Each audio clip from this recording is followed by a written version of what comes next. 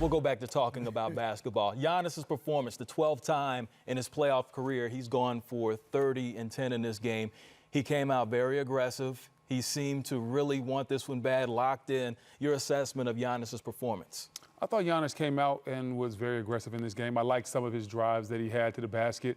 I think that he was trying to just press that action early on. You see Giannis right here with the slip to the basket. I love that. I love when he sets a pick and he slips to the basket. But right here, the defense isn't set, and he goes right by Blake Griffin right there.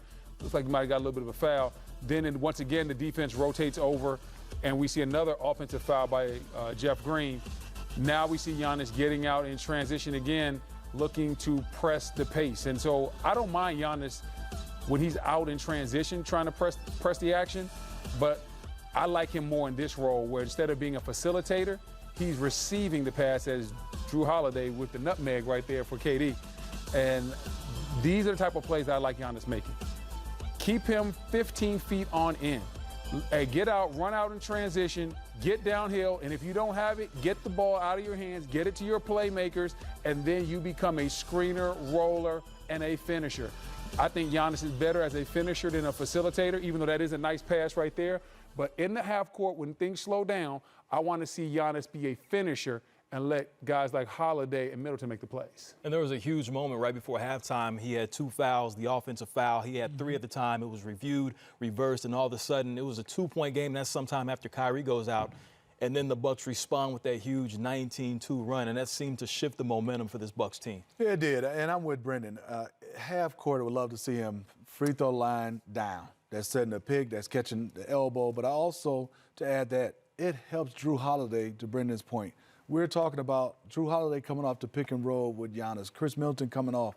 There's more options for all those guys to play. Next, they got to find a way for Brook Lopez to be a part of this series. For me, I mean, Brook Lopez is like he's getting wasted being out there standing. There's times when me and Brendan are yelling. Yes, they are. Shamet, and you can hear it. Shamet guarding him, Kyrie guarding him, Joe Harris guarding him. All together, put all 3 guys together, he's still not tall as Brook. I mean, there's no way he can't get some touches down on the block. He is a post player. He has size. There's nothing wrong with him making a play down there, giving him a few touches. And he is really good down there. I don't even know if he can post up anymore. I haven't seen him do it in a long time. I just don't like that he has to take kick-out threes every time to be effective. We saw him taking shots in the pregame in the painted area, so we would think maybe he still has that as part of his game. And what, 2 for 6 tonight after going 1 for 7 in the previous game. Yeah, I just think that's just a wrinkle that the Bucks can throw in after timeouts, and sometimes when they're paying attention to what goes on in the game as far as the lineup changes. So obviously, at this stage in Brook's career, you're not going to feature him. Right. But if you look out there and they say, oh, well, they're putting Bruce Brown or Kyrie on him. I'm featuring him. Yeah, so if they put Bruce Brown or Kyrie on him, hey, real quickly, this is when your basketball IQ has to come in. And instead of having Brook Lopez stay on the perimeter and spot up, then you just tell him to go inside real quick.